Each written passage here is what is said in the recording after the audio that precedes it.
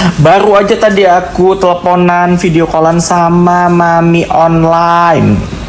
Dia menggunakan seragam rutan, kemudian menggunakan handphone rutan secara legal dari wartel.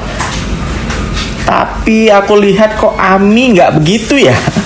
Ami ini megang handphone di dalam rutan atau gimana? Ini bertanya loh ya kepada kepala rutan. Ya, curiga kan boleh, yang penting tidak menuduh. Gimana kepala rutan? Emang boleh? Emang boleh ya main handphone di dalam rutan? Kok bisa?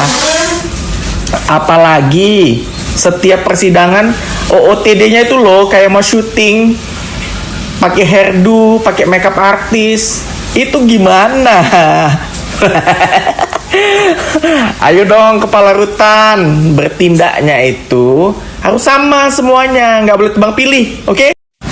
Bahkan ada satu tahanan juga di sana menelpon Kak Fitri, ya, secara terang-terangan menangis karena dia itu kayak berasa, mungkin mereka lah ya biasa lah ya, para yang ada di dalam kan mungkin ada kecemburuan sosial. Lo kok dia bisa megang handphone, aku nggak bisa. Ya boleh dong begitu. Ya kalau memang boleh, dibolehkan dong semuanya kepala rutan.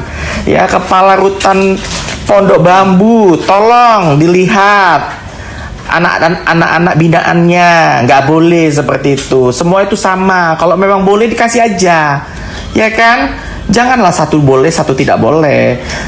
Tak baik begitu, tak pantas lah. Oke? Iya. Sombong banget, ya Allah. Kamu di mana ini? Aku dihina bisa-bisa sama dia karena semua petugas sayang sama dia. Dihina siapa? Itu sini kita, dia bilang katanya mau ituin kakak segala macam. Padahal kan aku juga nggak kenal sama dia. Loh, emang kamu sesatu sel?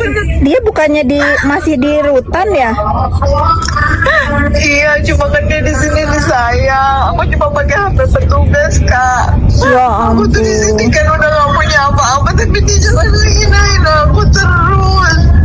Ya kamu bilang dong sama petugas dia begitu. Nggak ngaruh, Kak. Dia kan uangnya banyak banget. Nggak ada lah. Baru aja tadi aku teleponan video callan sama mami online. Dia menggunakan seragam rutan, kemudian menggunakan handphone rutan secara legal dari wartel. Tapi jadi Ami ceritanya ini jadi preman lapas dia. Preman rutan. Di mana-mana jadi preman Ami ya. Semangat Ami, semangat.